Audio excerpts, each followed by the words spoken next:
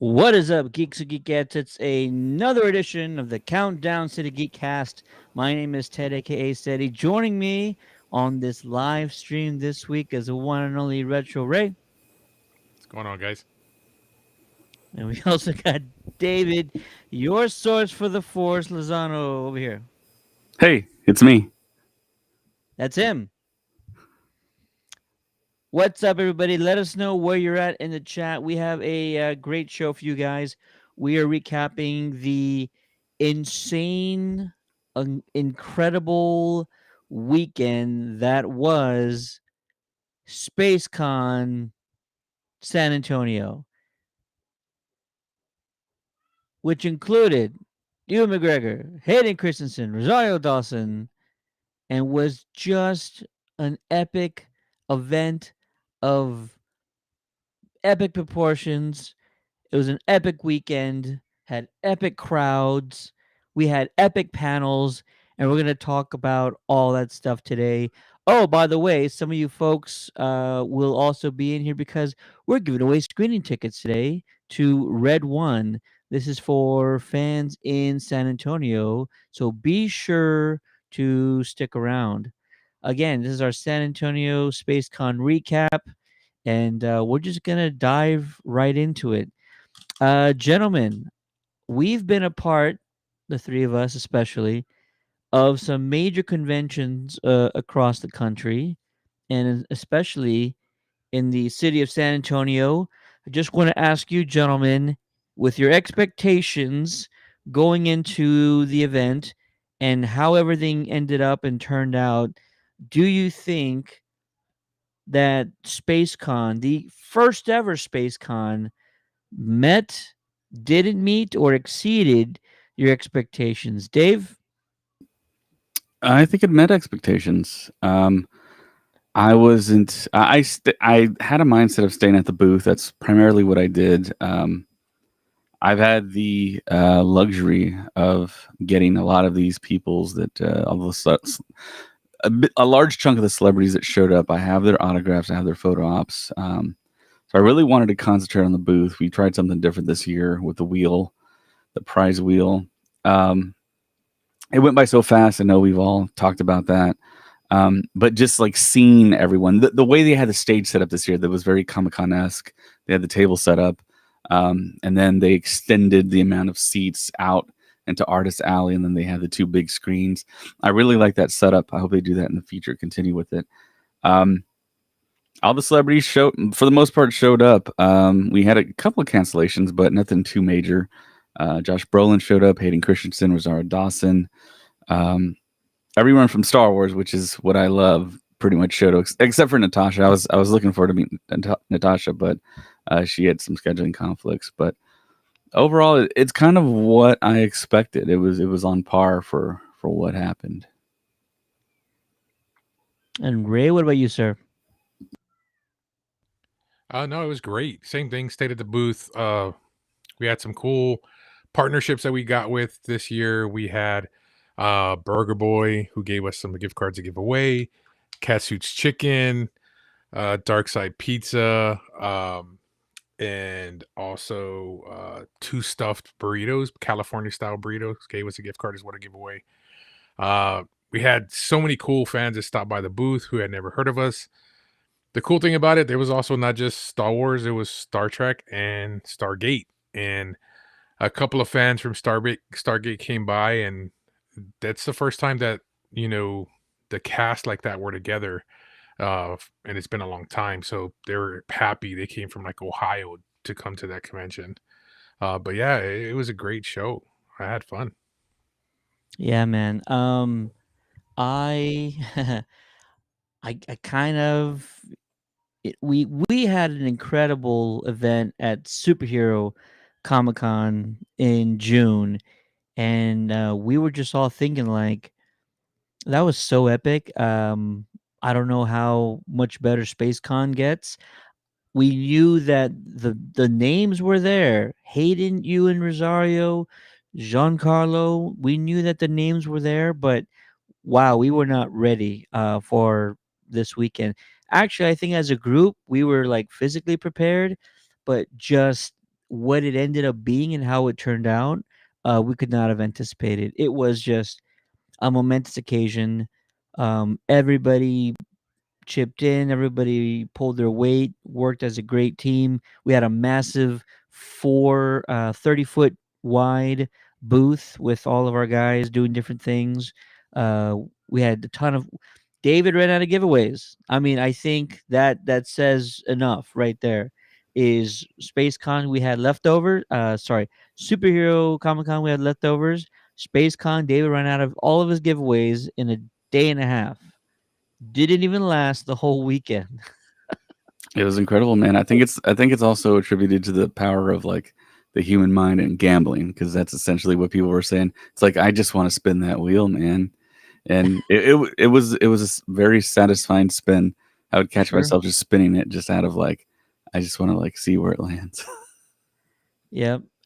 Israel with Legion Sabers couldn't have been a nicer guy. We had a blast with him there. Zach and Colin, who drove all the way down from Michigan, crazy guys. They had a blast as well. It could not have been a cooler event for Zach and Colin to attend. And then there are the panels, and the panels themselves. A lot of them were like some all-time great panels, and it's not even like an exaggeration by any means. I had a blast with a number of these panels, and even the panels that got weirded sometimes. I'm talking to you, Rick and Morty cast. The crowd loved it. We just had a blast. We were just laughing left and right, nonstop. It was crazy. It was such a great time. And we told folks as soon as SpaceCon was announced, we told everybody, do not miss this event. Don't miss it. Even if you just bought a regular ticket and you watched every single panel that was on that stage, I promise you, you got your money's worth and then some. And we'll talk about some of our favorite moments from the panels. And yeah, and if you guys are watching now, let us know if you attended SpaceCon San Antonio, what your favorite moment was. Who did you get a chance to meet? We want to hear from you guys. So yeah, drop those comments in the box below. Let's start with Dave. Um, so many epic moments. You got to meet so many of your heroes this past weekend. What's like the one thing that really sticks out for you that you just like pinch me type moment that happened? Hmm. So, I mean, all the celebrities that show up for Star Wars, all the actors that show up, I mean, it's such an incredible thing. Because, I mean, I think back to when I was a kid and it felt like Hollywood was so far away. And now it's like, man, we touch these people now. We shake their hands, we talk to them. Ted, you go up there and just talk to them like old friends. And it's like, I'm not sure if I can do that, Ted. I don't think I can do what you do. I can't contain myself, man. I'm just like, oh my God, it's unbelievable to see Hayden Christensen in the flesh standing like 10 feet away from you. It's like, is this even real? I know we kind of had that experience at San Diego, but I mean, it's just so bizarre to me because I mean, I grew up in a small town and we're doing all this stuff, and it's just it's a little bit less of a shock to me now, but still it's like, okay, this is about to happen. This really famous person's about to walk in this room. I'm about to see them, and some of them already know Ted, and I mean, it's just of course they're people and everything, but I mean, you've seen them. Some of these people have seen them for decades on DVD, on TNT, on the USA channel, on network TV. And it's like, man, it's like they're just like right there. It's like, how did we get this privilege? How are we this lucky?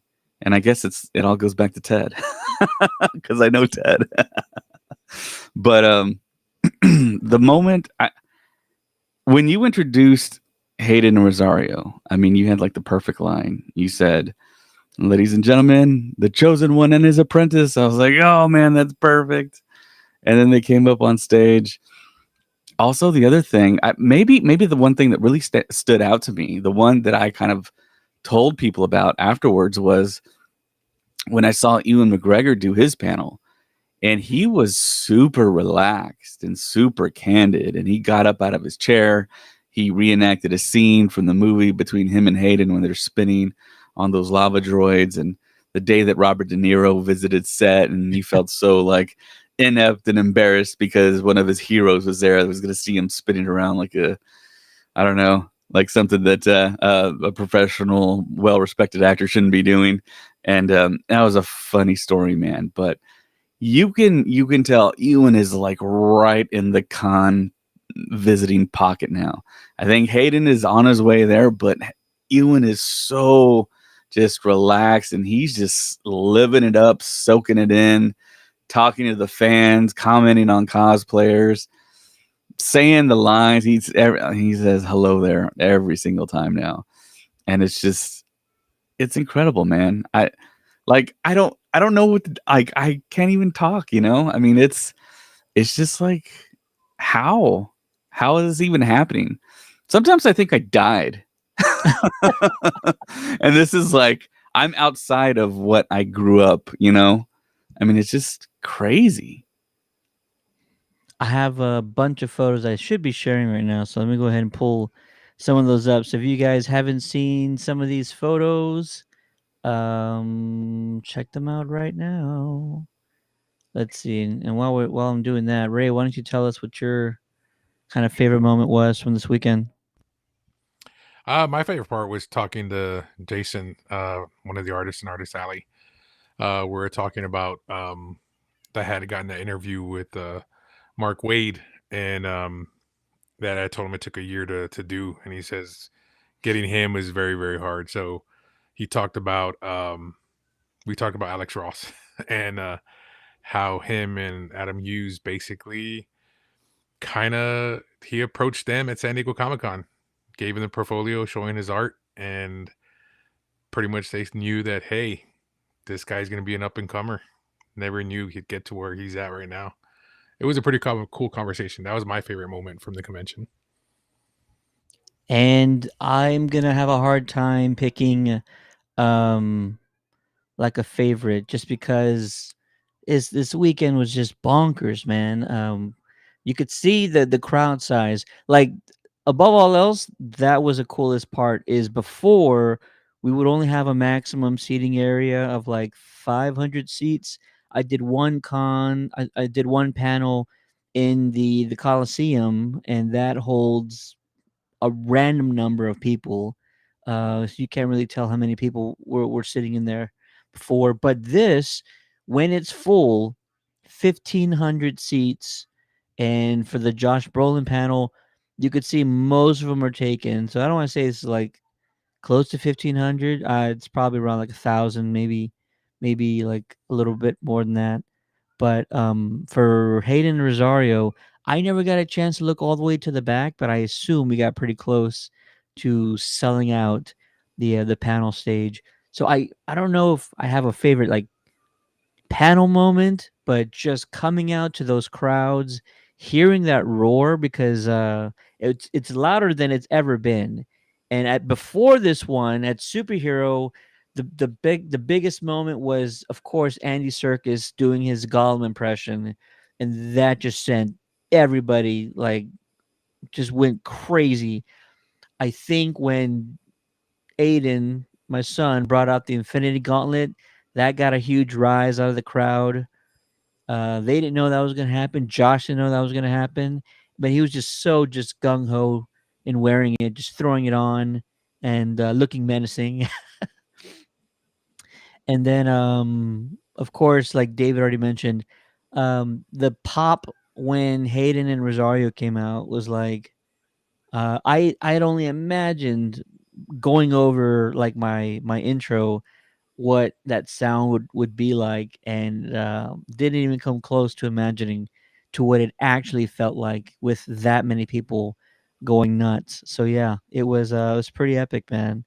uh Robert says, hey, way to not take my lightsaber with you to have Hayden sign it, steady. Apologies, sir, apologies. I unfortunately only had one signature to use, and I had to use it on my Vader helmet. I apologize, sir. But I'll make sure the next time he comes around that we do our best to get your lightsaber autographed. What else? Those two moments were massive. Iman Esfandi going straight like West Sider on us during his panel, talking like a puro San Antonian or a puro um, cholo from the valley. That was huge. Robert comments in here. Um, that was just perfect because I didn't see it coming. I didn't know that was gonna happen. I love the unexpected moments. That's what I cherish most. Is like the things that I couldn't even foresee happening, and so um, Josh talking about wearing the gauntlet and every scene that he did during the MCU saga, Infinity Saga, that was pretty huge. Um, What one of about the you biggest making Screen moments Rant? that say it again. What about you making Screen Rant? They didn't talk about Yeah, your. so you're not wrong. Yeah, so this happens, every now and then is that our little panels here in San Antonio start making headlines. And so the headline already that is going around is that Hayden talks about having the high ground or not having the high ground to Kenobi in Revenge of the Sith, and then jumping to try and attack him as what's it called? As Obi-Wan and Kenobi Darth Maul. did to Darth Maul back in Phantom. And so that already made Screen Rant. They already ran with the story. They just put out a picture. They didn't put out a video. Weird that they wouldn't do that, but I guess if they did that, they'd have to start giving credit. So shout out to Screen Rant for going with the story, and they mentioned the convention in like tiny print, but it's cool. It's cool. It's Hey, we're getting there, dude. You're getting there. We're gonna get there. I mean, I don't know what else to do just because, like, we've already broken Twitter once. Yeah. We broke Twitter once. I had everybody from politicians to professional athletes like Kevin Durant talking about Giancarlo wanting to be Professor X, and that was the biggest story um, of the year almost when that happened. So it's I've already learned like these people don't know me, so they don't throw my name in there. But it's just what happens, man. I guess sometimes. Either way, that's Josh with the Gauntlet. This is the cast of Picard, who are all very lovely. They're just having a blast. That was a great panel. They were entertaining. They get along so damn well. And Ray and I have talked to Todd Stashwick before, so it's just great seeing Todd in person. Such a cool dude, bigger nerd than all three of us, really, because he's got his own like nerd line of D&D accessories. Like that's how crazy that he goes with all that stuff. Cast of Rick and Morty, I've already talked about like how crazy that was. I feel like Tinkle Popcorn isn't going anywhere. That's going to be around. It's probably going to be in an episode in season 8. Somewhere in season 8, somebody's going to piss into a bucket of popcorn, and I'm going to be like Leonardo DiCaprio going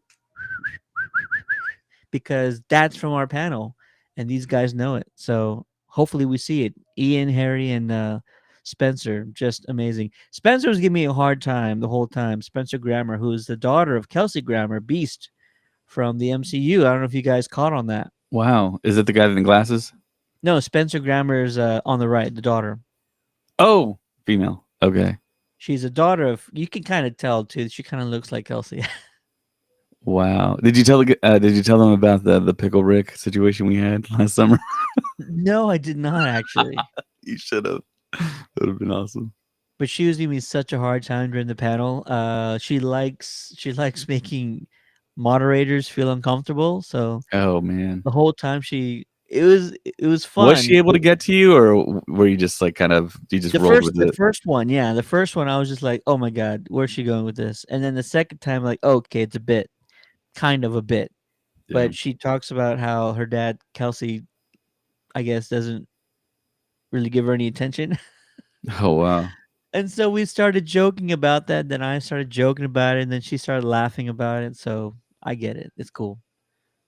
She had a good time with that. Boom. The dynamic duo, Rosario and Hayden. Look at that crowd. It's crazy.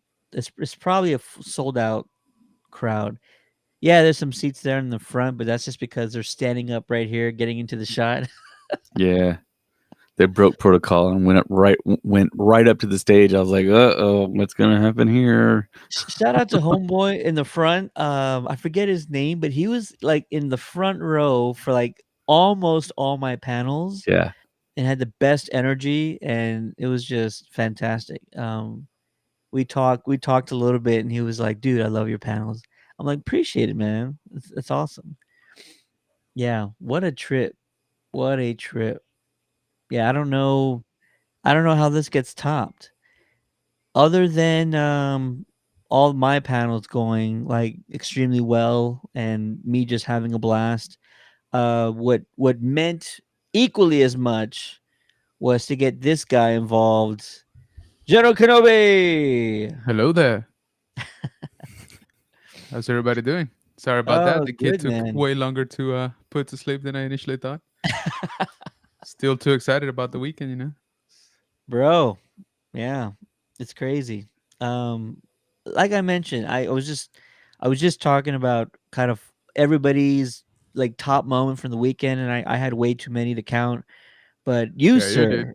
sir, um, I it's like fate that you got involved, and fate that Tommy got involved for the panel he was a part of, Yeah, that was and nuts. we all saw Tommy in that circus, and we're so glad Tommy's sitting in Oh, that chair absolutely. right now. Yeah. I'm like, yeah, it had to be him. It just, It it had there's nobody else. No. We'll talk about Tommy in just a second. We might even see him on the stream. But Jose, you sir, you just had you put on a master class of a panel with Matthew Wood. I've already watched it like twice just because Appreciate that. it's so good, and he had a great time. You Yeah. covered everything that was that you needed to. It was insightful. You got to riff with him a little bit here and there. Right. It's great when you No, drop your jokes in certain places. So yeah. it's just like, dude, you're killing it. Yeah, there And there was one in there that I dropped and it just fell flat and I was like, all right, moving on. Not gonna talk about that anymore. But you nah, man. can't tell. You Oh no, cannot yeah. tell. Yeah, exactly. I mean, you never know until you know, right? I mean, Yeah. that's just kind of the way it is. Because there were actually a couple that were the reverse, right? It was just like a throwaway comment, and people just bust out laughing. I was like, "Yeah, I'm funny." Um, Yours, listen, my favorite part, and it's not because the rest of it wasn't good, but my favorite part is when you went into explaining what the hell a fax machine oh, was. dude, right? Yeah. And I'm just like, "Oh my god, this is the best moment ever. This is so good." Which is And funny because, yeah, oh yeah, I go for mean, it. yeah, it was. He's telling the story, right, of how he actually got the job at Lucasfilm as a game tester, right, a video game tester, and he's talking about how he actually faxed, his resume, which even back then was weird, and you know, but hey, that totally worked for him, right? But I saw some people, I'm like, man, there's some youngins in here, and they're staring at like, what is he? Does he mean email? Does he mean like, like what is he talking about? And so after he was done with his little story, right, I'm like, all right, guys, for all of you that don't know, a fax machine is this magic little box that we used to use back in the 80s, and yeah, I know he most people reacted pretty well to that, but um yeah, I that was just funny, kind of spur of the moment thing. So you um didn't rehearse the whole explanation. no, no, that That was makes it even better, yeah, bro. no, that That makes was it even better. no, that was the only thing that I had sort of thought about asking was like, did you act, um what did I ask him? Oh, did you keep, the fax machine and like encased it, in like glass and put a little plaque like this machine got me a job at Lucasfilm, like type of thing. Which funny to that, right, is that he's like, oh, I think it's actually still in the garage, like somewhere. And I'm like, I was telling him like afterwards, I was like, hey, if you need me to hold on to that fax machine, like that's totally fine. I'll make it look nice, and everything. But yeah, no, that part about like the actual explanation of the fax machine, that was not in the script, let's say. Seriously, like I was like, I don't even know if I thought it in my head, but as soon as you said it, I was like, "Oh my god, this is perfect. This is so perfect."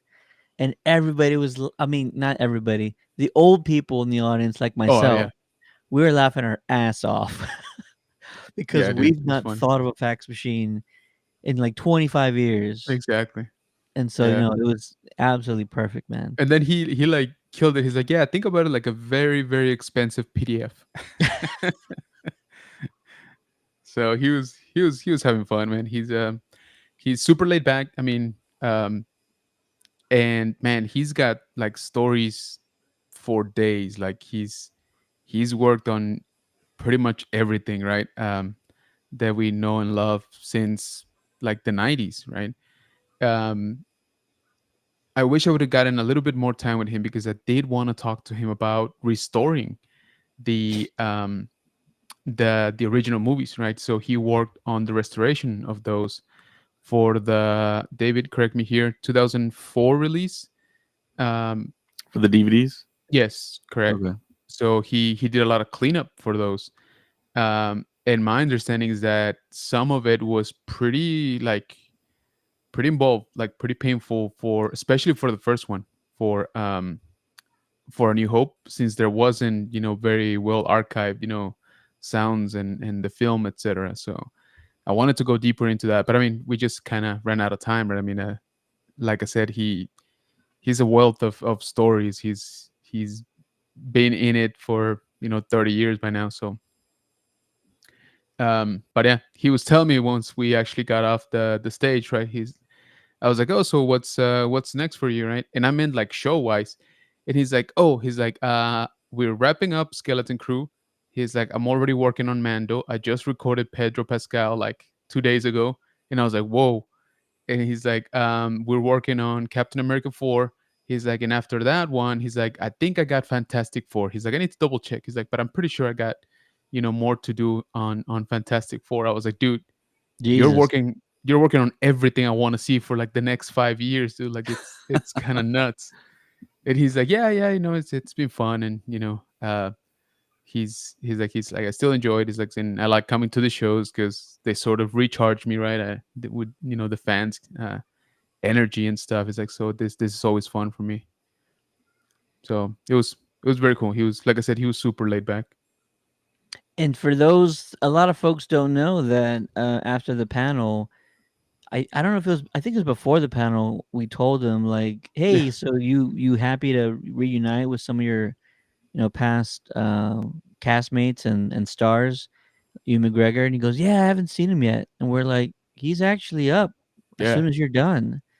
So once Matt's panel was done, and they're like, all right, Mr. Wood, you ready to go? And he's like, I'm gonna hang out. yeah. He's like, I'm gonna hang out. I'm gonna He's like, we got stick time, around right? and talk to And I'm Ewan. like, yeah, you do. Like, yeah, you. And so yeah, dude, we were just hanging out for like 10 more minutes, right? Like backstage.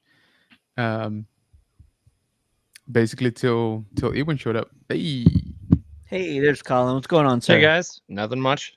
what's going on, Colin?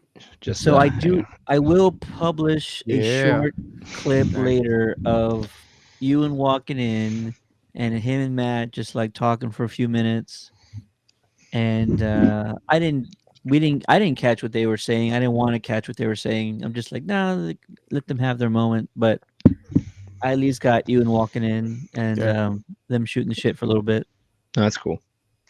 Absolutely. Yeah, he went like immediately for him, right? Like as soon as he saw me, he was like, "Hey, like man, what's going on, man?" And so I was close by, right? And all I heard was something about, oh, if you're getting back to LA, let's talk, and like that, right? But I mean, same thing, right? I didn't want to like pry too much. That's just what I caught from standing there. Um, but yeah, he did actually mention Skeleton Crew again. He's like, yeah, it's like we got a good one, it's gonna be fun and stuff. And he was like, "Oh, that's good. It's I can't wait to watch it." And I'm like, "Can I watch with Joe?" But no, That would have been cool if he just like messed with us and said, "Oh, I got your lines for Obi-Wan season 2," and just like look at you. I know, right? Or do I? But yeah, I Colin, know. we're just talking about all of our favorite moments from the weekend. Yeah. Do you have one that kind of Oh is at man. the top of your list? Um, I mean, first it was probably seeing all of you in person for the first time is definitely up there. I thought it was pretty cool. But I think that it would probably be with it was with Iman and Mary when they all got there, and I happened to be wearing Chewy like in the backstage area, and then as they were all entering through, they all looked up and they were like, "Oh, wait, what?" And I don't think they were expecting that, and I think that was kind of like a funny surprise. But yeah, no, I thought the whole weekend was awesome. Didn't really know what to expect from SpaceCon. All I know was Dave kept advertising it as like a small Star Wars celebration, and it definitely lived up to that. It was really, really cool. Yep. If Yeah. you're just joining us, you can visit legionsabers.com after the stream and use the code STUFF and get 15% off your cart. And if that cart exceeds $300, you just won yourself a free lightsaber, which is not too shabby. Nice. So get out there and buy some high quality lightsabers. I'm not a lightsaber like a guru by any means or aficionado, but the Legion Saber guys who were next to us and had their stock, those are heavy. They're heavy duty. They're high quality, and They're really also nice.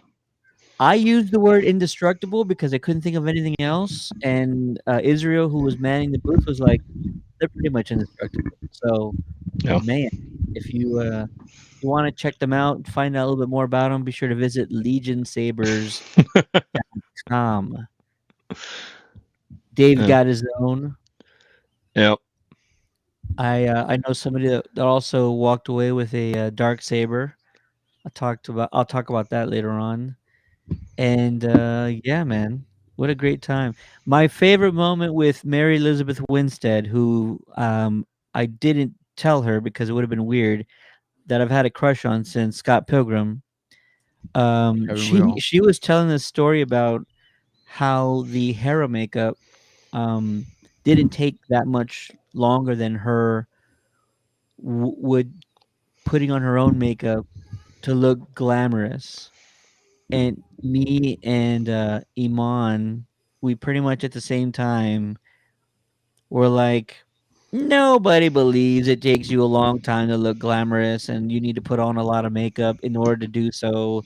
Like we called her on her bluff right away, and the whole crowd was like laughing about it. And I was like, nobody in this crowd bought what you just said, right? Yeah, no, it doesn't take Mary any time at all to look glamorous. It doesn't take probably an ounce of makeup to look glamorous. So Agreed. she was fantastic. Yeah, overall, like insane weekend. See what other photos I got in here.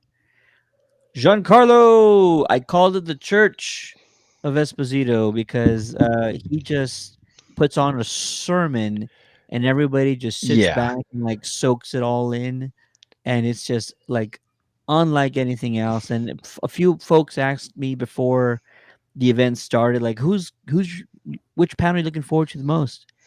And there's the obvious like big names and all that, but I said Giancarlo just because I know what's gonna happen and it's gonna be like so insightful and just so powerful. Like he said at I think growing up he wanted to be a preacher or his mother wanted him to be like a preacher.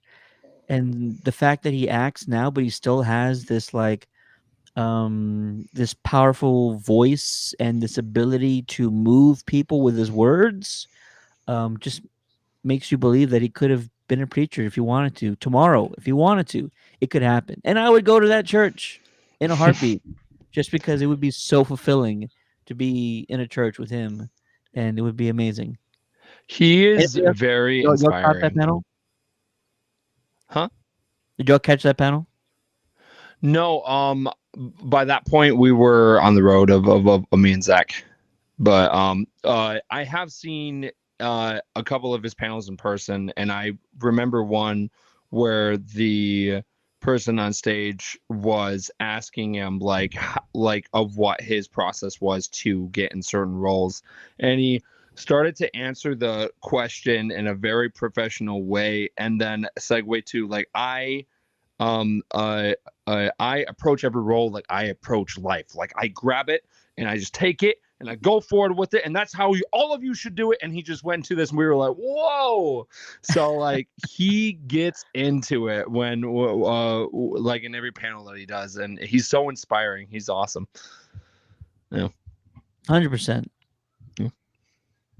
I was thinking about getting him a gift, and he has like this like really high end collection of hats. And so I was thinking you should get like an authentic San Antonio like cowboy hat, like a Tejano hat. There's Yeah. cowboy hats, and then there's like San Antonio Tejano hats. And I just thought it could get expensive. So maybe next time I'll save up and see if I can get him one. But yeah, he was really incredible and nicest dude. So much enthusiasm, so much energy. The crowd felt it. They feel it. And yeah, he needs to come back every single time. Swear, every single time. I'll even let Jose moderate one of his panels just to get the full experience. Dude, I don't know if I can do that, man. He's The guys he's in your the buddy. You know, he even told you, right? He's like, yeah, we'll just see you next time. Like when he was saying bye. Josiah said, I got a hug from Hayden Yeah. and you in the duo photo op on my last day on Sunday. Is What that a the guy you were weekend. talking about earlier at the front of the panels? Yeah. So Josiah was right there, front and center. Appreciate you, man. By the way, you know, keeping the hype up. Yes, sir. There's a good photo of you over here, Josiah. There he is, Yeah, right there. the legend. That's so cool, man. Yeah. Yeah. So Josiah and many. I actually got to hang out for a little bit at Chicago. He was out Oh, there, you know, with Mark Hamill as well. So great guy. And like I said, you know, he's always trying to support. So appreciate that, Josiah. absolutely, man. So I happy love for this you picture both. because there's an Easter egg in it. There's a guy in the middle in a Star Trek shirt, not even looking at the camera, just looking down at his phone. He can't be Classic. bothered at all. Yeah, this was the most surprising panel out of all of them. I felt like I'll talk to him about the prequels. I'll talk to him about his voice acting career, and then I'll talk to him, of course, about Keller and Beck. But the fact that we got into so much more than that, Jackie Chan got brought up. Like we just went into different type of fighting styles, and he's a fourth degree black belt, and he's just so knowledgeable in so many different facets of like not only entertainment but like other things. It just blew me away, and I told him, man, this is one of my favorite panels ever because it ended up going in so many places that I did not expect. And he was doing invitations. He was having us laugh.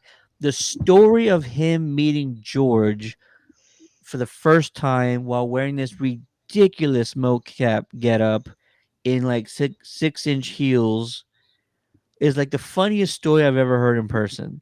And I was dying. I was dying. I've never laughed that hard on a panel stage. And he said all the right things. He said it in all the right like tones and everything. And oh my god, it was just hilarious from start to finish. Video coming very soon. My panel with Ahmed Best, the great Nice. Ahmed Best.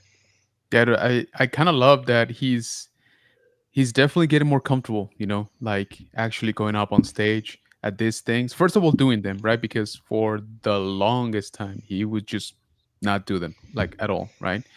And then he started, you know, going out and stuff. And now I feel like he's finally, you know, starting to be like, all right, you know what? This is fun, you know, the energy, the fans, and I can tell my stories and, you know, I can be funny and I can, you know, also talk about some of his projects. As you know, he's doing a bunch of things this year, right? they're not necessarily like him being on the screen related. But yeah, so I kind of love the his energy now. Like he seems definitely more comfortable, and I think he's only gonna get better, right? So yeah, this one was great. Yeah, same thing. He's got great stories, and he's getting really good at telling them too. Like you can tell, he's hitting the right marks at the right time. Like you said, the right tone. Putting the jokes and stuff. Um, but yeah, I love that he's finally sort of getting back into it. And then Dave, we were talking on your stream earlier. He told us about a scene that's cut from, I think it's episode 3, where Jar Jar and Palpatine are talking about something, and it was cut from the film. But Ahmed decided, I'm gonna make these guys think about this for the rest of their lives, and he said he wished they would have left it in because of something he won't share with us. But he said it's there's something in it. There's something under the layer. There's something beneath the surface, potentially nefarious. I think he might have used the word manipulating when he was talking about it. So Yeah. So a couple of years ago, he actually talked to Entertainment Weekly, and I've got the quote right here because we talked about it like on the podcast that we just did, but Yeah. but I didn't have the full quote. I do now. So what he said was in Revenge of the Sith, there was a scene that was cut where I'm walking down a long pathway Ian with Ian McDermott before he is turned into the Emperor, and Palpatine kind of thanks Jar Jar for putting him in power. It's a really interesting scene, and it shows the evolution of Jar Jar from this fun-loving kids character into this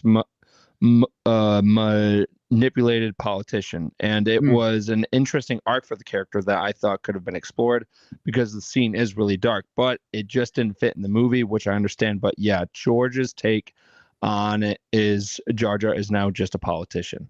I gotcha. So that was a quote from a from an article in Entertainment Weekly a couple of years back. But yeah, Ooh, all right. So that might definitely be it then that he's Yeah. referring to.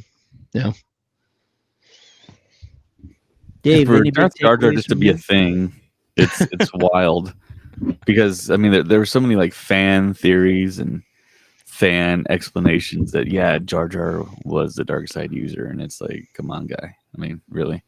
But Lucasfilm embracing that just shows that Lucasfilm can have a really cool side to them, and they made, of course, the build the Galaxy Yes. Adventures, and Yeah. and they even made like toys. They made the black Lego Millennium Falcon with Jar Jar as the pilot. That's pretty wild. That's pretty out there for Lucasfilm. So hopefully they do more of that stuff. And Ahmed Best coming back to the family, doing the game show with Keller and Beck, then being in the 3rd season of The Mandalorian, being the one that rescued Grogu from the Jedi Temple. That's awesome. And he talked about maybe doing like a prequel type thing with him and Grogu. That would be cool too. I'd like to see that. And his explanation of his characters of Keller and Beck being a teacher and how he kind of aimed for it to be kind of like a superhero for teachers, and being the teacher that was a good teacher, that was a teacher that you can really aspire to.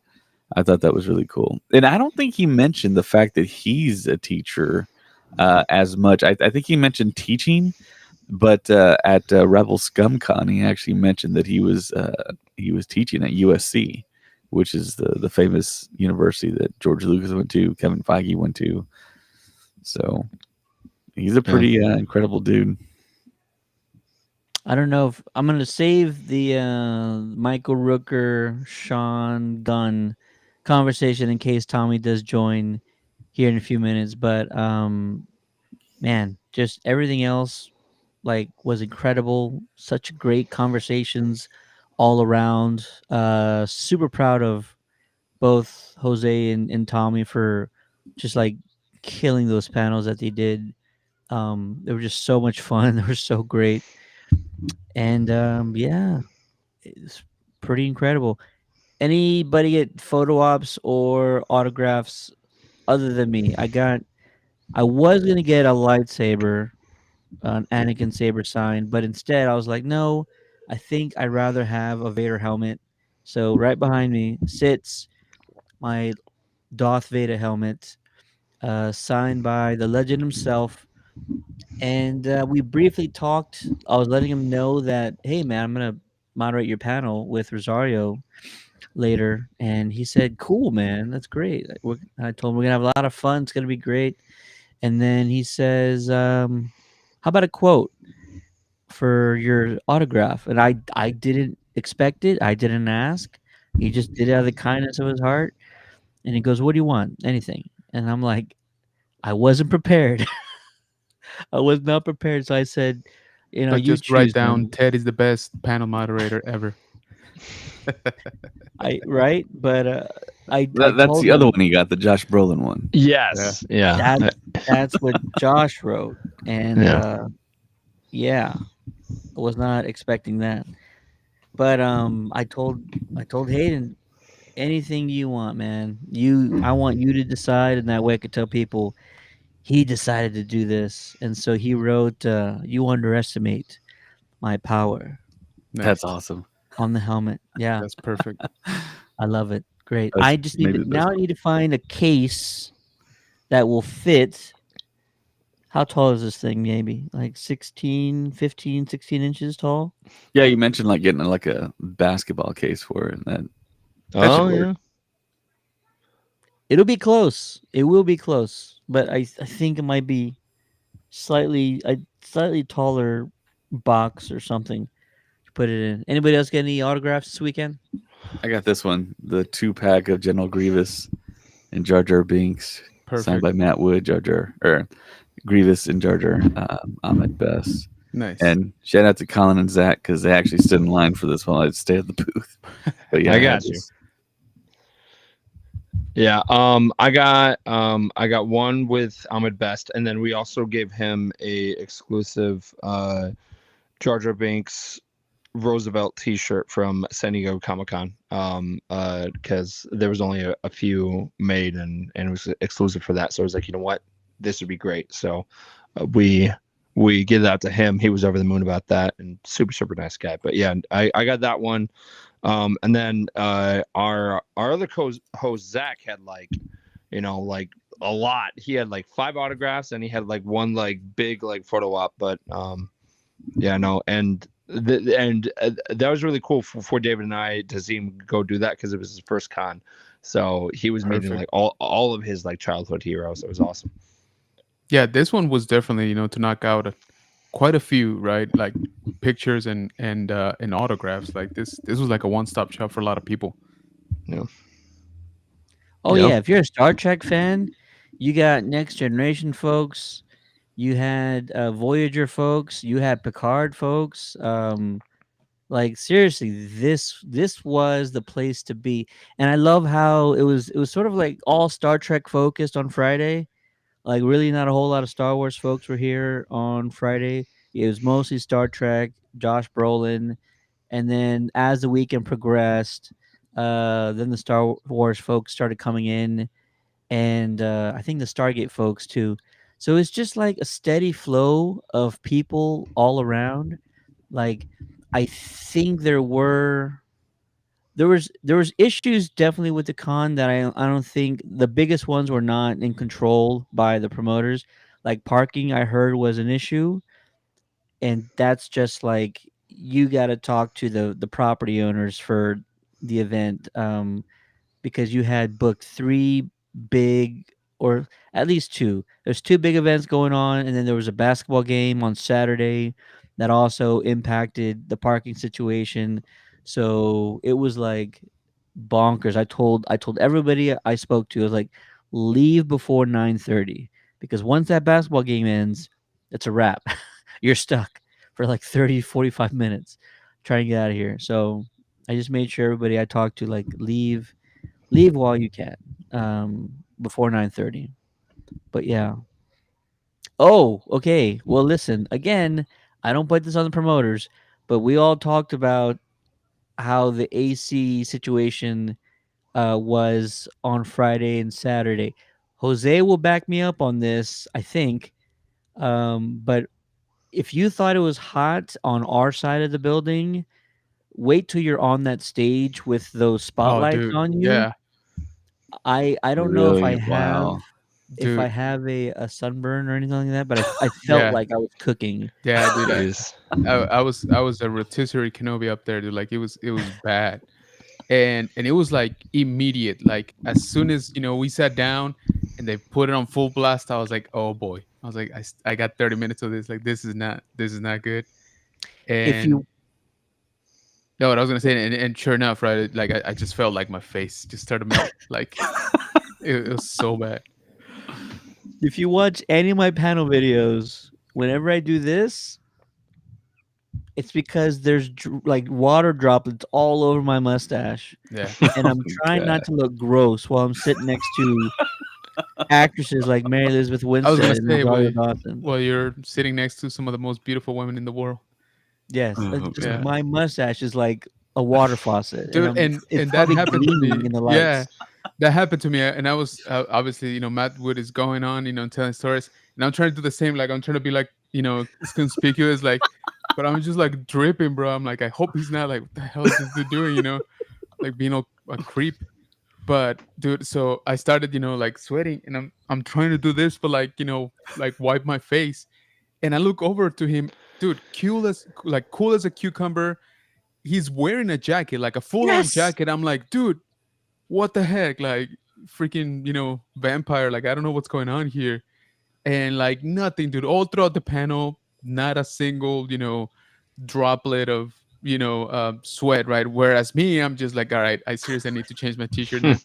Um, so yeah. I had to buy another T-shirt on Saturday I hear it. because my first one was like I had Yep. already sweat through the whole thing, Yep. and I'm like, I'm not going on stage smelling Yeah. like this with Hayden and Rosario. It's my last panel of the day, Yeah. so I went specifically to go buy a new shirt that I could wear for that panel. Yeah, And then dude. That was again, I do not blame the promoters. yeah. Thursday it was working. We could feel the air hitting our faces. And then Friday and Saturday we didn't feel anything at Yeah, dude. all. Yeah, even And it was Sunday, I work could still, it felt pretty warm. Like I would go over to the other side, to like the vendor side, and Yep. you immediately feel like the temperature like change. Yeah, Um, like 20 degrees. yeah, It was night and day. It's yeah, crazy. Well, so I was kind of surprised it wasn't as hot as I thought it was going to be because of Zach and I are from Michigan, so you would think when we got down there we would just be gone and just melt as so soon as we stepped into the convention center, but it wasn't as hot as I thought it was going to be. And then I was also wearing Chewy, and he's like full out fur and stuff like that, and even after wearing that I wasn't super hot. So I can't compare to having like a bunch of lights like just glaring at you for like a couple of hours, but the heat was not as bad as I thought. I think whatever you felt in that Wookiee suit is how we felt on stage. probably. Yeah, I Oh was my gonna say It's God. probably that that's probably close. right. Yeah, yeah, dude. It Yeah. was surprising. Like I don't know. It never happened to me really, right? I'm not one to hug the spotlight, but this time around, it's just I was like, dude, I'm melting here. So I was trying to take sips of water just to like not pass out, like during the panel. But yeah, no, it was kind of nuts. I was pondering, I think after the first day, I'm like, wow, one day this, and it really drained me. 3 panels on that stage, it takes a lot out of you. And I was like, I really need to bring a fan and just set it up on the side of the Yeah, stage and just have it pointed towards me just so I can yeah, get something, or at least for like the guests. Like I can't imagine how they felt. Hayden's wearing a leather jacket or a denim jacket or something. Rosario's got long sleeves on. Like everybody's wearing something. Iman had like a jumpsuit or yeah, something. Um, Yeah. it's just, yeah, I don't know how they did it because we were suffering. yeah. Wow. Oh, hey guys, I got another thing that I got signed, not the traditional signing, but I went to one of my favorite artists, Jason Palmer, and I got a Shin Hati poster that he Yeah. made, and it got Sweet. signed by Jason Palmer. I Very usually nice. try and buy something from him every con he goes to. So Heck yeah. he actually Dope. said this is one of his biggest sellers, which was kind of surprising and not surprising simultaneously. I was gonna say, hey, is it? Is it though? Yeah, I mean, he was telling me it's like guys like 18 to 35. That's like the one they go for. And I tried suggesting Ivana Sakno to come to this convention, but didn't work out. Well, maybe not this time, right? But who knows? Yeah, that's a person that can totally show up at the next con and will be a new SpaceCon attendee. Exactly. Yeah, for sure. Yeah, I mean, I'm very curious, and I'm sure you've already talked about it, right? Like going forward, but man, what's the lineup gonna look like? For the next one, like that's it's Harrison Ford, Mark Hamill. Yeah, Frank exactly. Oh Oz. my Right? gosh, jeez, man. That's all about. Colin will walk from Michigan. to Yeah. go. Yeah, I will. If Yeah. like, I Oh, mean, yeah. could you imagine like Harrison Ford like doing like his actual like first like convention Oh my lord, of where he's signing stuff, and I would Dude, I would just go insane. just being there, right? Like even if he's gonna be there, like for one panel, like I think that just with Yeah. that, people would like flood. Well, so David and I have seen him twice because we saw him at Celebration in 2017, and Yeah. that was unexpected, but we kind of sensed it at the same time. And then we saw him again over at California, Anaheim, over at Celebration 2022, and I was even blown away that he was there because he just does not do conventions. So Yeah. it was awesome to see him there. If he did, I guarantee you everyone from around the world would fly directly to SpaceCon, and that would be the most busiest one of just having Harrison Ford there. It would be Yeah. Oh, completely yeah. insane. So Absolutely. Colin, I've seen him thrice now. Oh, three. snap. Oh, okay. I was I about saw to him walk correct you right on in that. front of me onto Hall H at San Diego Comic Con. Oh yeah, Nice. yeah.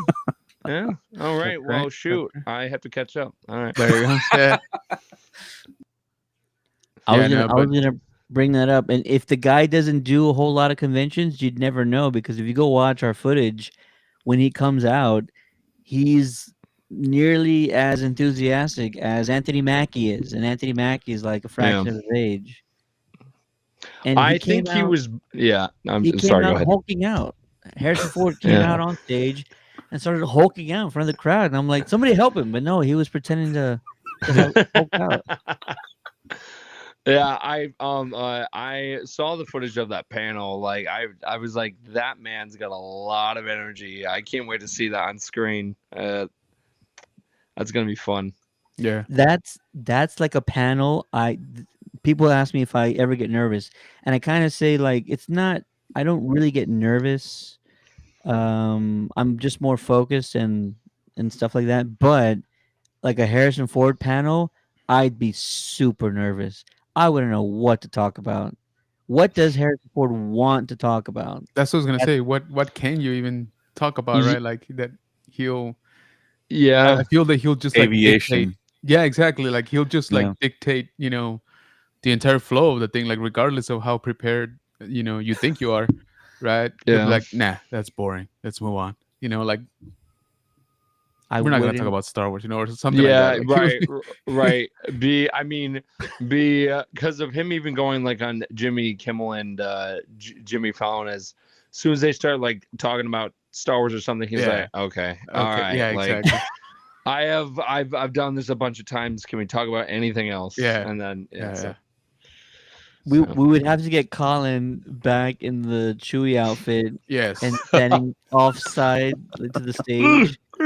Exactly. yeah, And then Harrison Ford would look at you and say something like, "What the hell are you doing here? Yeah. Did you forget what you did with my wife?" Yeah. yes, There I you go. love that sketch. It's I Was know. that a so Conan funny. bit or a Jimmy Fallon bit? Kimmel. That was Oh, yeah, Kimmel? yeah. So funny. Yeah. I know. Yeah, man. We would just keep that going. Hey Yeah. Ted, what Bob needs to do is get Samuel Jackson because he's a Spurs fan Yes, and he hasn't been to San Antonio. You know what I mean? I would love a Sam Jackson That'd be panel, sweet. even if I was just watching. That would be the opposite of a Harrison Ford panel. Yeah. He would just talk nonstop. I actually interviewed Sam. I think Die Hard with a Vengeance, was that Sam's first movie ever? No. I think he did Coming to America. He was the robber. Yeah, And and then he then did a couple of Dells. other. Yeah, he did a couple other pieces as well before that as well. No. Okay. Can't remember off the top of my head. I interviewed like a few weeks ago the demolitions expert from Die Hard with a Vengeance, Nice. and great guy. We had a great conversation. I told him Die Hard with a Vengeance is like still one of my all time favorite movies, man.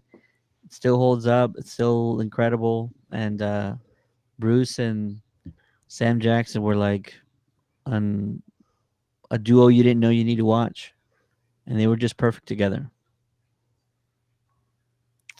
I'd welcome a Sam Jackson panel Yeah. for sure. But that's what I'm saying, right? How do you top off like this year's lineup? Like it's kind of a tall No, order. Well, I was talking to not Bob, but one of the other kind of top Here we go. folks over at the promoters, Exclusive. and Yep. I was like, "Hey, Breaking listen, news. he's already like tapped out on Star Wars. Really, I mean, he Okay. went all in, and we love him for it. So you got to start diving into aliens territory. Ooh. Oh, You got to that'd be start cool. diving into I said Fifth Element. Get Mila Jovovich over here. Oh, Folks Stolen. Gary love Oldman? her. Oh Say it my again? lord, imagine. Yes, Gary Oldman. Gary Oldman was in there too. Yeah. Bring good old Gary down here. Chris Tucker. Hey, it's fine. Now that's Yeah, a panel I would watch. You need to start branching out. He needs to bring Dave Bautista down here. That would be Well, cool. he did a superhero Comic Con ago for like a day, and he Mhm. just split, right? Yeah, it was a day, no panel. Yeah. So yeah, need to bring Dave back. He's a bigger star today than he was at that Yeah. point in time. A bigger thespian. Absolutely. Have they ever done like Chris Evans and like Andrew Garfield and like of that line for the cons down there yet or no? Andrew, yes. Okay. Andrew Garfield was here last year. And Okay. that was like Andrew Garfield, Amelia Clark, Kit Harington, Yeah. Wow. Brie Larson, Brie Larson. Brie Larson. Elizabeth Olsen. Mhm. Yeah, that was a huge one. Wow. Okay. Yeah. Yeah, it was quite the lineup too. So yeah, he's got pull, man. He can Yeah. get them if they're available. So That's it's cool. pretty cool, man. It's in San Antonio. Yeah. I mean, technically, like Endgame was all in space, pretty much. So like, you could get any of the Avengers at a Yeah. SpaceCon Yeah, true. by True. default. They Let's play fought in that clip. space. Who's been to space? Yeah, Yeah. right. It's all of Tom them. Holland. Bring good Yeah. old Tom before Spider-Man 4 drops. Yeah. That would be gosh. wild. Yeah, jeez, man. Yeah, if you know anything about Secret Wars, that qualifies as Yes. space too. Yep. Yeah, I can't wait until those films come out because of like you know how hype Endgame was. I can't even imagine. Like, I don't think they will be able to capture the exact hype that we had for Endgame, but of just seeing like just a mix of characters and stuff and all the storylines and the comics and everything seen on screen is just it's gonna be insane, absolutely insane. Yeah. All right. I actually promised that we'd be doing a giveaway here, so I should probably go ahead and do it now. Let's see. For any folks watching, I teased like an hour ago, so it really wasn't a whole heads up, but I teased about an hour ago we were doing a giveaway. The giveaway is for San Antonio folks only, and it's for Red One featuring Chris Evans and Dwayne the Rock Johnson. All you got to do is head to countdowncitygeeks.com, click on the Texas, what is it? It's the article that says Texas residents win advanced screening passes to Red One, and click on the San Antonio link, which I just added like a second ago, and It is first come, first serve. So if you win tickets, be sure to arrive at least 2 hours early before the start time. And if you can do it even earlier than that, go for it. But yeah, San Antonio residents, you now have an opportunity to go check out Red One. The screening is November 12th, which is a Tuesday, and the theater is the Regal Live Oak Theater. So good luck. Nice. All right. And that might not be the only city or the last city that we give out passes to. More about that coming very soon. Oh, awesome. Well, okay, Tommy's probably not going to make it, so I'll go ahead and start off the conversation with Michael Rooker and Sean Gunn, which at first it ended up being a little awkward because we were told it was a Yeah. two-man panel, and then we were told they're not going to be in the panel together. And then it ended up being less of an issue and more of like a bit that they wanted to do. So Sean came out for like 10 minutes.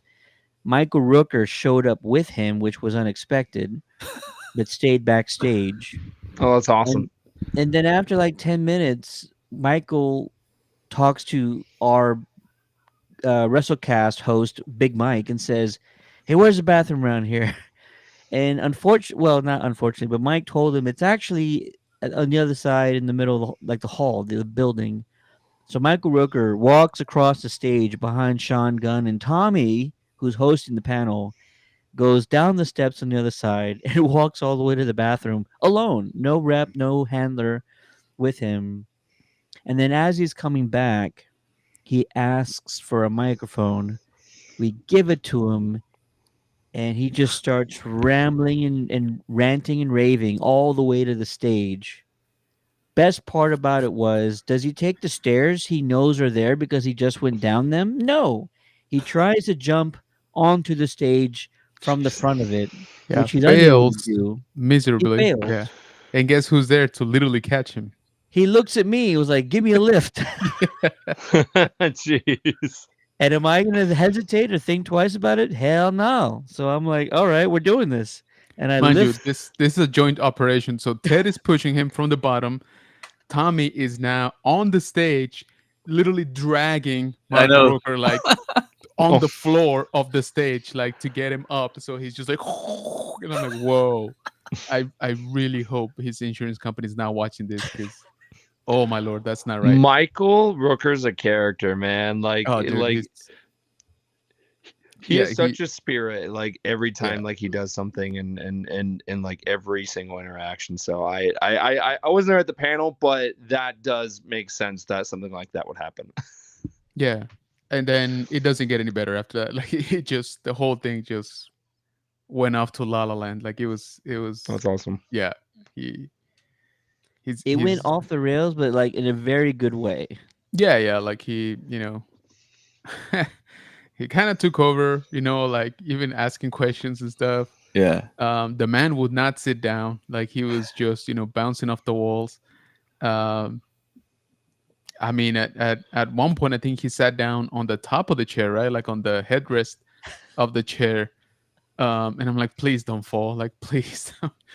They got coffees, and then they got served beer during the They got panel. served Like beer. all these Really? And he Yeah. turns down the beer. He turns down the beer. He's like, Yeah. I don't want that because He's like, he "I don't didn't want know what a that." Dos Equis was. Yeah. Wow. Yeah. Yeah. Dang. But then fast forward like 10, 15 minutes, he comes back with what is it, like some Jim Beam or something, like on a can that he's just drinking, like in the audience, like as he's walking around. How long was the panel?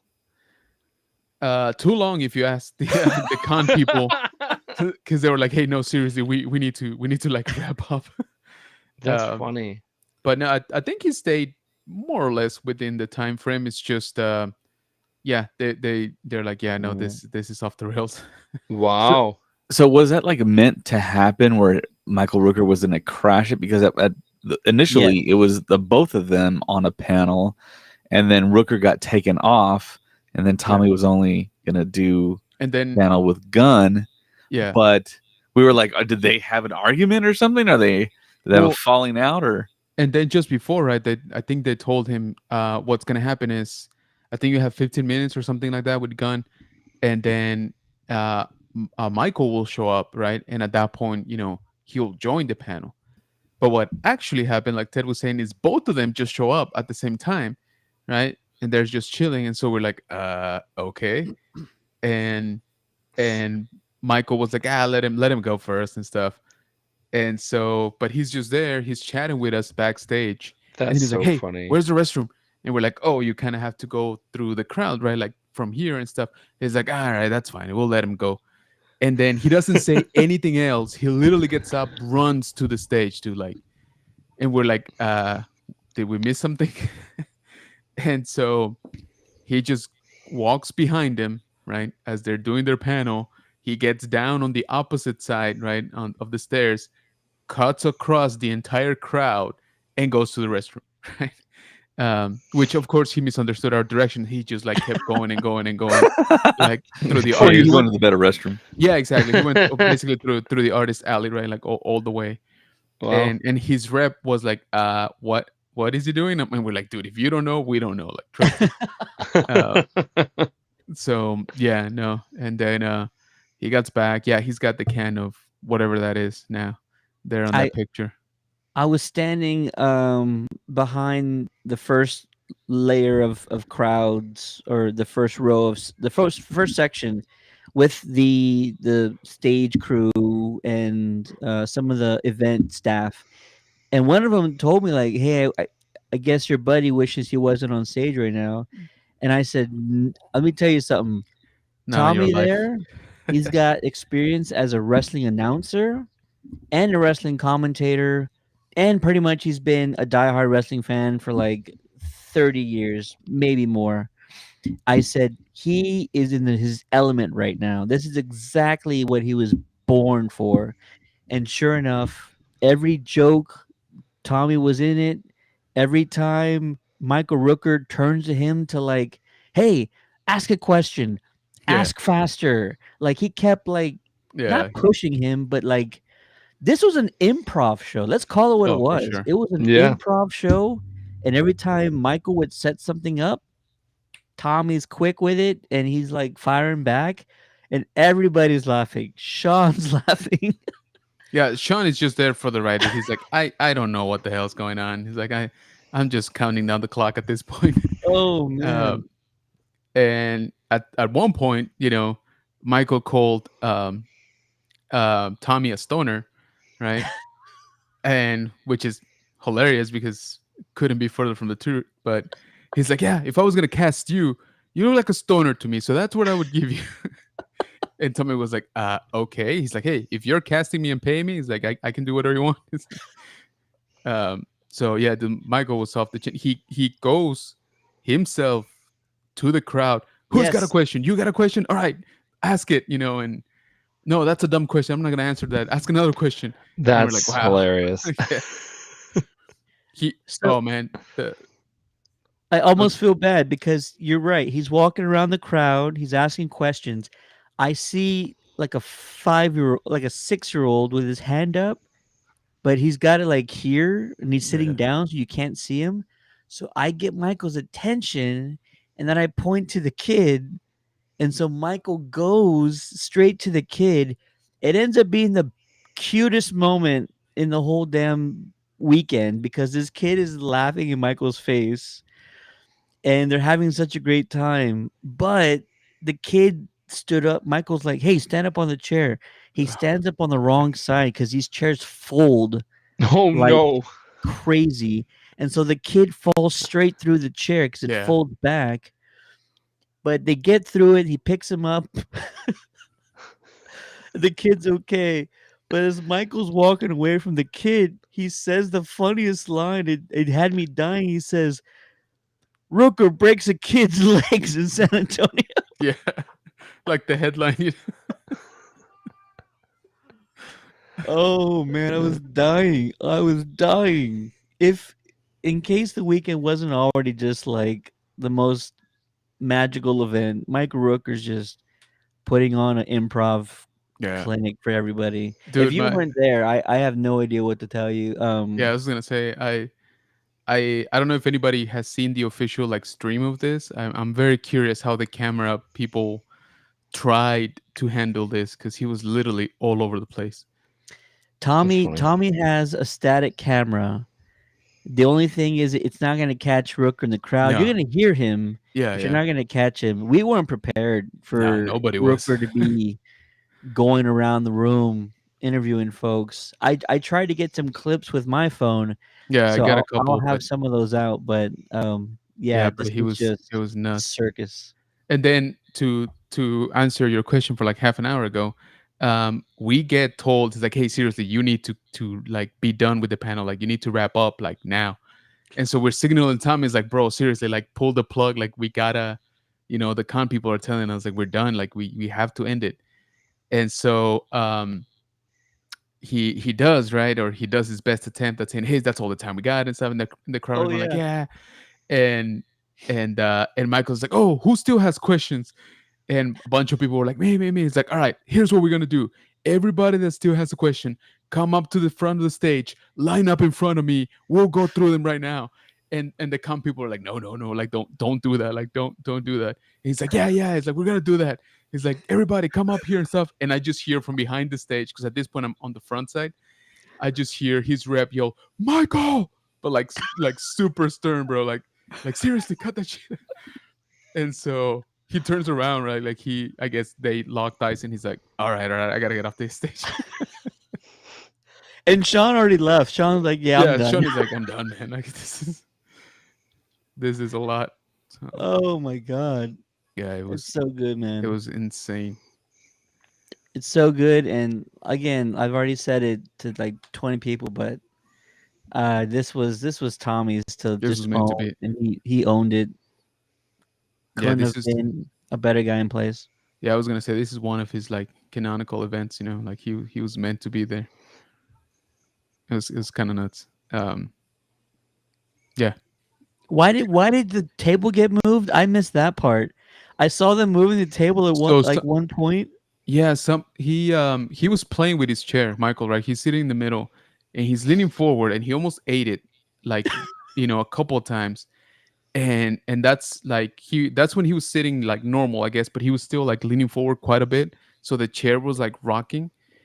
And I think he's like, you know what, like I guess he felt constrained. So he's like, Tommy, like help me pick this up. And Tommy's like, what is going on? But he still grabbed one end of the table, so they both just move it out. It's like, all right, here we go. And he's like stretching his legs and stuff, but then he proceeds to literally get off the stage again and start going to the crowd for questions. I missed Yeah. why they moved the table, but as soon as they moved the table out of the way, Sean Gunn says, "Wouldn't it have been hilarious if we weren't wearing any pants?" Yeah, I know. yeah, that was funny. But no, man, Oh my this god. panel was nuts. Like I said, I hope somebody sort of caught the whole thing. um I need to go back to their live stream and see how they handled it They didn't do one. for this one. Yeah, unless you saw it and I didn't. I don't I think haven't they seen did it. I one. haven't gone back to their recordings. Yeah, I don't think they at least that's what the media guys told me. I was like, "Hey, you guys streaming this stuff?" And they said, "No, we're not doing no streaming." I was like, "Oof. Wow, okay." Rough, yeah. But yeah, so there you go. Hopefully, Tommy can get that video, out because man, even just hearing it again would be insane. Well, yeah. We probably will talk about this again Oh yeah, either later this week or next week once I have a time to put some of my videos out. And then Jose has already put his panel video out. So if you want to see Jose talk with Matthew Wood, you can head on over to General Kenobi's Bunker on YouTube and watch that video. Mary Weatherington is in the chat saying there's a video on Twitter of him swinging around the lightsaber. Oh, you know Yes. what? I took a clip of that. I need to post that. I forgot. Yes. Thank you Yeah, so so much, at Mary. some point he goes to harass this Ahsoka cosplayer, right? Oh, jeez. And she looked really good. Like she had, full on. She has both sabers. He's like, "Oh, do the thing with your things." And the poor girl is like, I don't know what you're asking." And she's like, the swords, like, like do something with them and stuff. And she's like, I can't turn them on. Like I don't know what's happening. She was like super nervous. And he's like, come on, like hurry. And she's like, like just fumbling every button on those lightsabers. Neither would turn on. Nothing was happening. Michael just kept on piling her. He's like, "Oh, give me that lightsaber." Somebody like besides her had a double bladed lightsaber. He grabs it, goes to like the center hole between the crowd, and he just starts like actually pretty legit moves with it. So but yeah, and then finally like the poor girl like manages to ignite like one lightsaber. And he's like, too slow, like would have taken you out already and stuff. So yeah, Oh, there you jeez.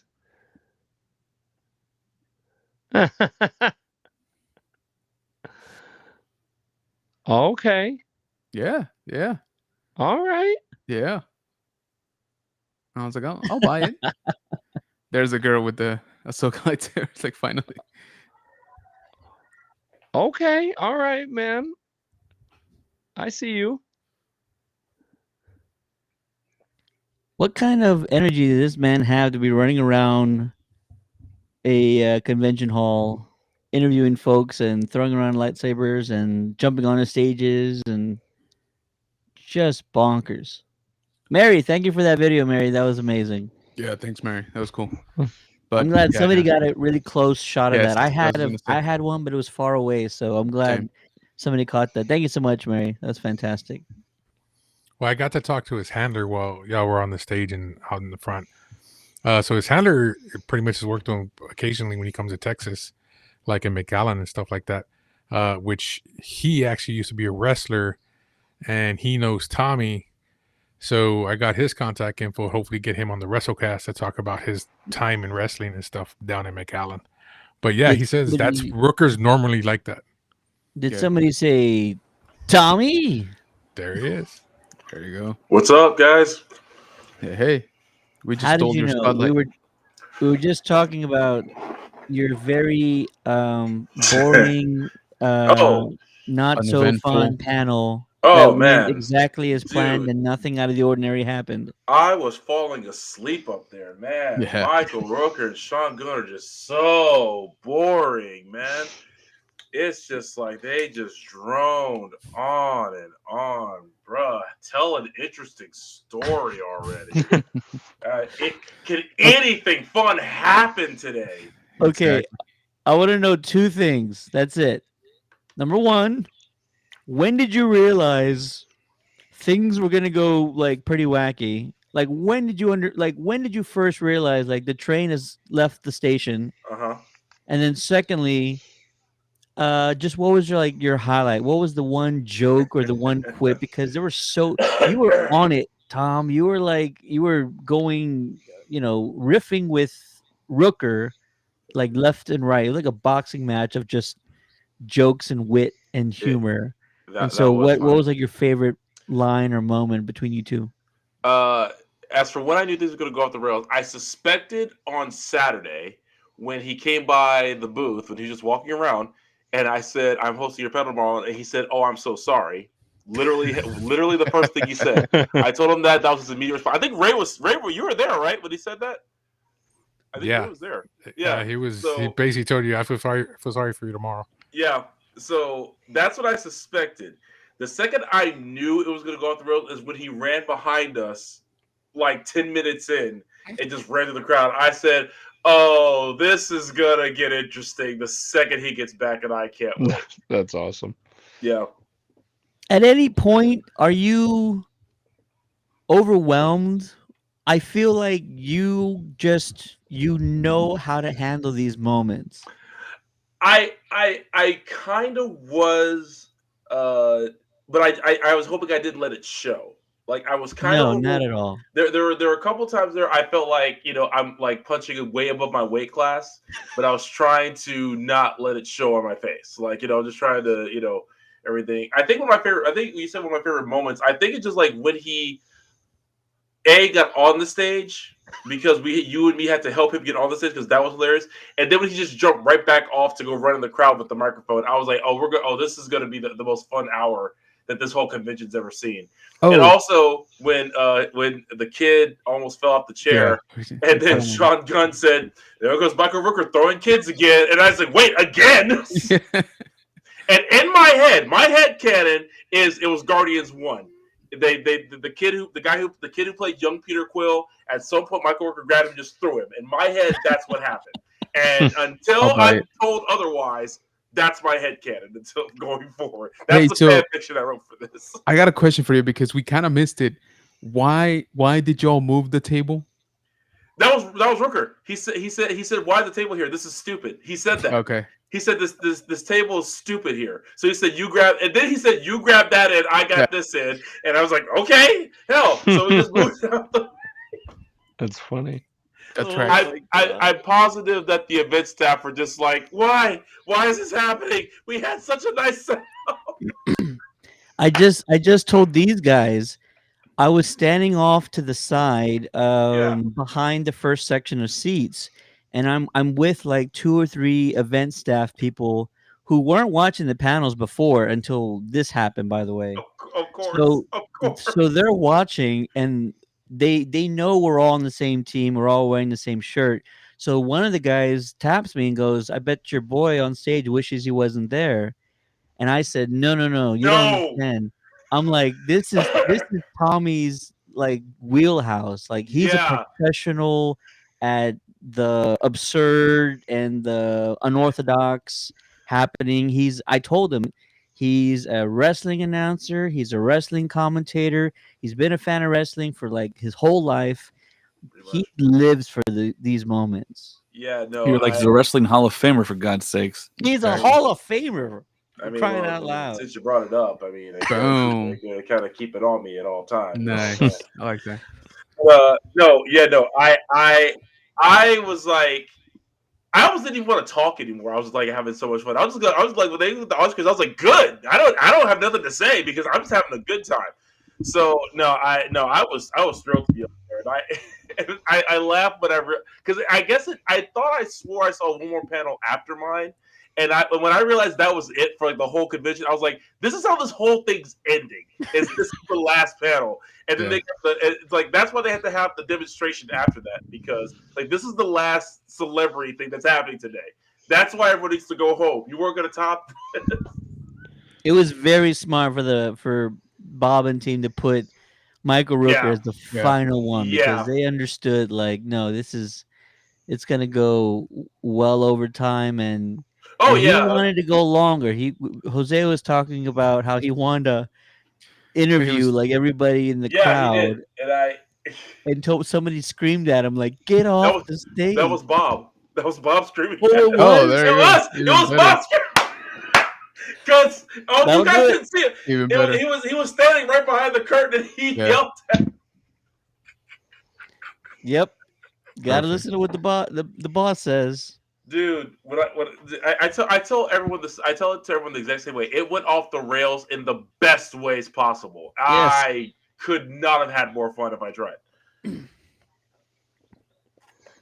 Just every time Rooker said that's stupid to a question, I burst out laughing. This was probably one of my favorite shots of the whole weekend. He was just chilling there with just one leg swinging off the edge and like everything. So and his can of Jim Beam or whatever that was like. I think it was Jim Beam or Jack. I think Jack Daniels. That's what it was. Yeah. But no, that whole thing was just man, I had a blast. Man, I'm so glad it was you. Nobody else would have known what to do. I would have like survived half of that whole ordeal. There's no way I would have been able to keep up with Rooker by any means. I would have tried my best, but no, not at all. Now here like honestly with like that kind of chaotic energy, there's like I heard you guys as I was coming on. There are so many wrestlers in San Antonio that I could equate to that kind of madness. My wife, who was in the crowd, she said her best friend, her maid of honor at our wedding, Her name is Kimbo. They, for those who don't know, they host adult comedy karaoke at Mad Dogs on the Riverwalk. Kim is that insane, and Lagaya said, "Oh my God, her Kim and Michael Rooker need to meet." I said, "No, the universe will implode with that insanity because the Joker is fake. Kim and Michael Rooker are the same place. That's Joker level energy. The world isn't ready for that because that's enough. That they're agents of chaos. So I don't. There's no insane asylum known to man that can keep those two. My God. How No, proud no. was your wife of you afterwards? Very. Because I kept glancing down at her. She was laughing the entire time. I kept seeing all of you throughout the crowd somewhere, like, but I could only see you guys like falling over laughing half the time. It's like I know I caught Ted. I pretty sure I saw David and Jose just like falling over themselves laughing because and who knows at what point when Michael Rooker was doing whatever he was doing. So yeah. I told everybody there's two lines that killed me. It was after you moved the table, Sean Gunn said, "Would it have been hilarious if we weren't wearing any pants." That I was so like the mental image of that hit me when he said that, and I nearly lost it. So yeah.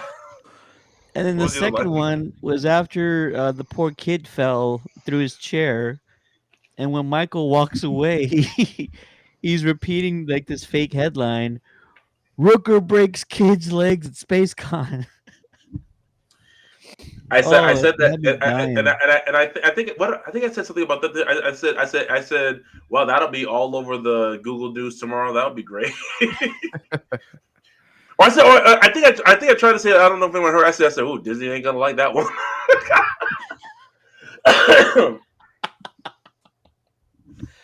Can't be Yo, going and breaking kids' legs. man, the chaotic energy that was in that room for that 45 minutes to an hour was just ridiculous, and I loved Yeah. every second of Yeah, I'm. We could tell you did. it. Didn't.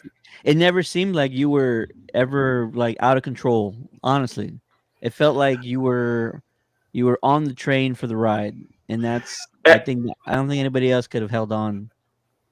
I feel like with both of them, I like okay, so like we do, like like we say in wrestling, pull back the curtain a little bit. I had my questions ready, had the audience questions, everything, just in case. But I think I told you guys, and I actually checked this. It was actually 11 years ago when I met Roker. It was 2013. I met him at a convention in Austin, and he's just that silly. Now, granted, I didn't have a microphone or stage at the time, but he is that silly of a guy. So I suspected some level of that. Now, from what I had seen of Sean Gunn, he like, what I told another friend was, he's reserved, but not like to the point where like you can't talk to him. He's just like he seems like an even keel guy, which I'm fine with. I don't mind that. That's cool.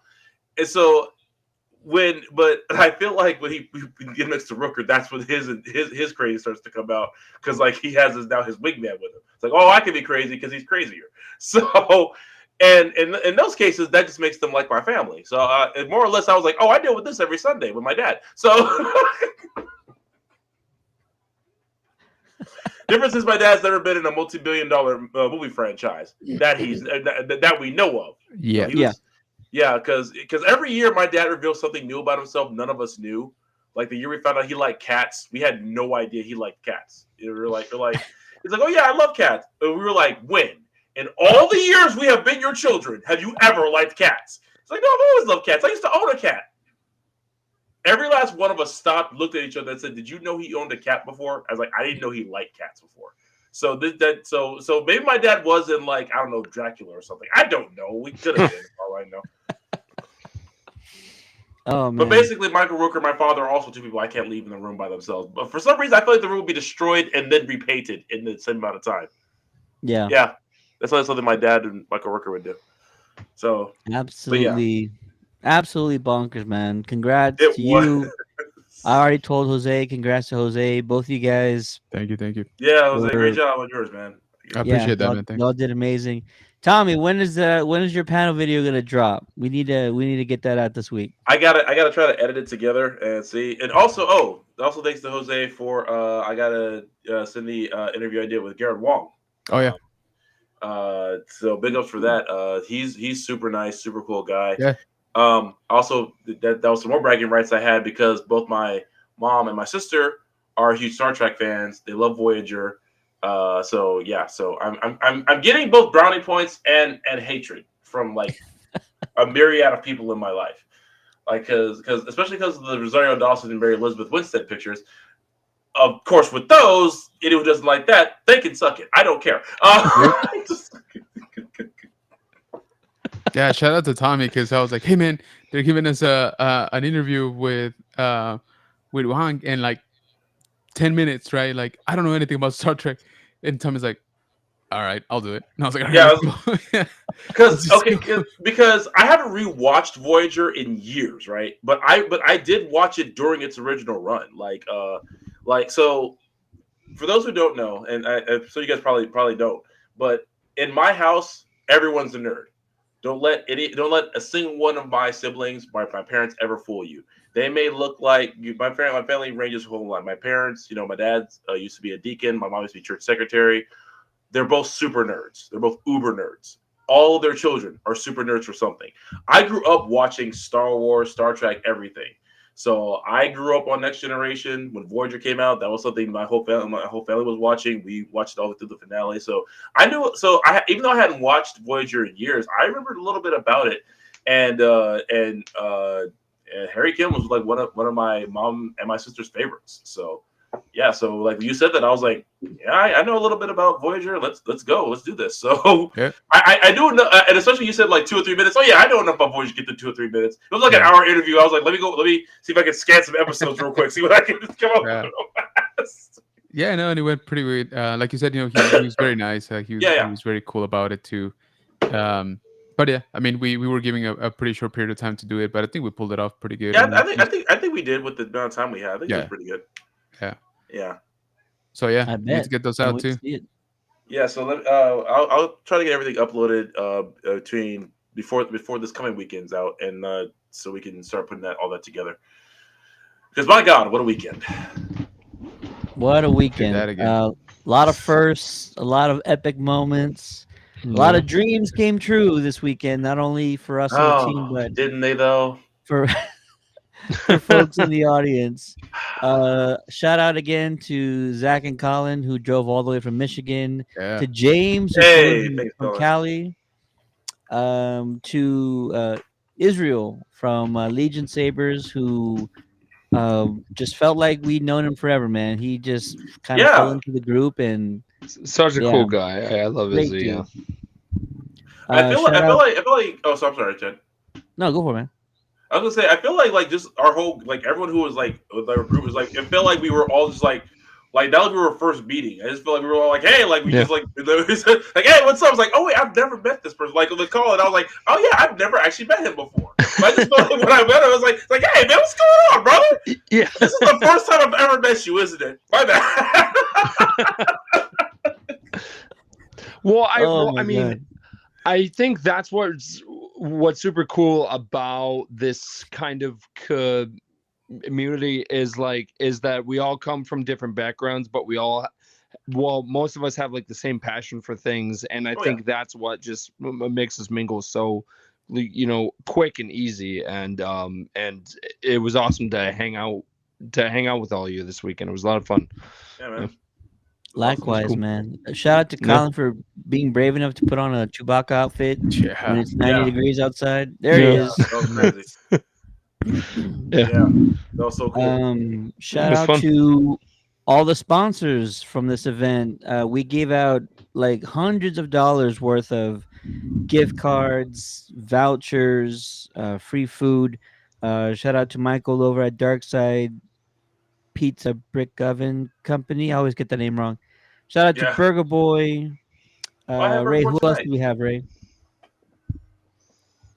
Kazu chicken, and then 2 stuffed burritos, and then Flicks Brew House. They gave out tickets as well. Nice. Yeah, pretty much those are pretty much everyone who gave us stuff to give away. Yeah, you go. and then Nice. oh man, and then we gave out event screening tickets to the best Christmas pageant ever. David sold out of giveaways. Like David Yeah. gave everything away in a day and a half, which is unheard of. So just all around crazy event. We moderated as a team 10 panels and they all went just fantastic. We gave out thousands of dollars worth of merchandise, pretty Yep. much, movie tickets, food, all around, just an incredible time. I wouldn't change anything, honestly. I think it was absolutely fantastic. So appreciate all you guys for all your hard work, and we appreciate everybody who came by, everybody Absolutely. who played a game, spun a wheel, took some merch from us, who just thanked us for what we're doing and appreciated our panels. A lot of folks came up to myself and said, "Dude, we love all the panels, man." And I said, "I love hearing that because Yeah. it's fun, but it's a lot of work, and there's also a lot of there's some enjoyment that I take out of it because I'm so focused on making it fun for everybody else. If that Yeah. makes any sense. Yeah. I think the fun for like when you host panels comes like after you know it went well. Like so, like at the time, it's like you're just focusing on making sure you do it right, Yeah. and then the fun's like it's like okay that went well, you know, and okay that's fun.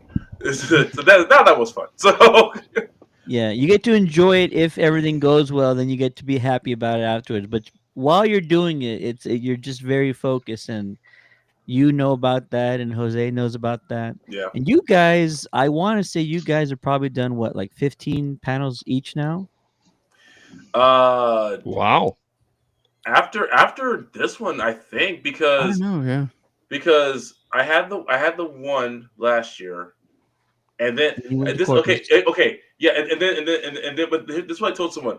I was talking about this weekend. I said this has been the craziest year of my life. It started with me hosting a panel for Sergeant Slaughter. I said that's how the year started for me, and it hasn't stopped yet. Yep. So yeah, but yeah, between that and then Nostalgia Cons, superhero, not superhero, Corpus Christi. Corpus Christi, you did a bunch there. Yeah, Wow. I did 6, I believe. Yikes. Wow. Well, That's awesome. like yeah, because the I don't know if I told you guys how that happened. It's just when originally it was supposed to just be Edge and Lita, and then Daniel, the guy who runs it, like texts me a couple days, like a couple weeks out, and says, "Hey, some stuff fell through. Can you do this, this, and this one?" And I was like, "Sure." And then he was like, "Oh, just give me." So he's like, so he and then he got my number. And actually, had I not had to work that Friday, he actually was asking if I was there that Friday to do so. And I was like, "Oh, I'm sorry, not there." He's like, "All right, that's cool. That's all right." But then when we were on the phone for that Friday, he said, "Well, since I got you, can you do Lou Ferrigno on Sunday too?" And I was like, Dang. "Yeah." So, That's awesome. and then, of Yeah. course, more phenomenal, like, out of complete nowhere happened. So, yeah, at this point, it's probably been about that, and that's Are probably you because are you counting nostalgia too? yeah, nostalgia was like how many was that? Like 4 or You 5? had like 4, I think. I think I had Yeah. like 4, yeah. Somewhere around there. Yeah. Yeah. So I think now it's at 15 because of this past weekend. So That's crazy. yeah. And Jose too, man. Between Yeah. what nostalgia, this one.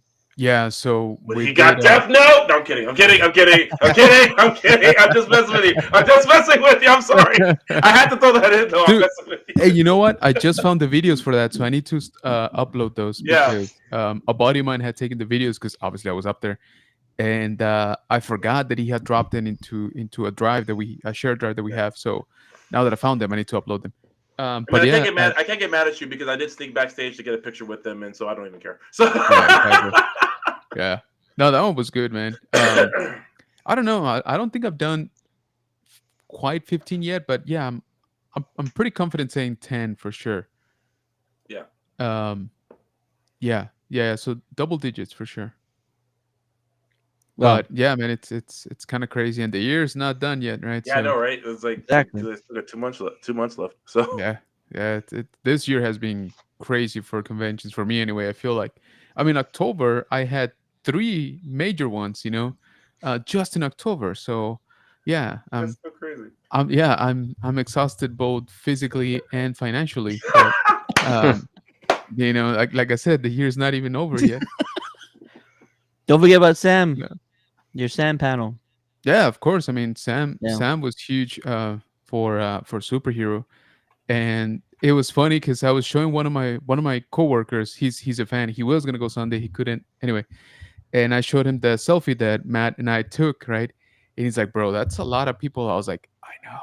I was like, by the end of it, people were trickling in, obviously because Ewan McGregor was the next one too, but yeah, by the time we took that selfie, it looked like full on, like almost like the space was like full, like you couldn't Yeah. see like empty. So yeah, so that came out great too. But I remember when at NostalgiaCon that Saturday when I had the Yu-Gi-Oh panel. oh And yeah, when I walked that down on one stage, was because the other panels like had a lot of people, and I was like, yeah. that's cool. But when I had the Yu-Gi-Oh panel, I walked down on stage. When I said when you guys see me say "whoa," that wasn't me acting. I was legitimately like, I did not know as many people were here for Yeah. this panel.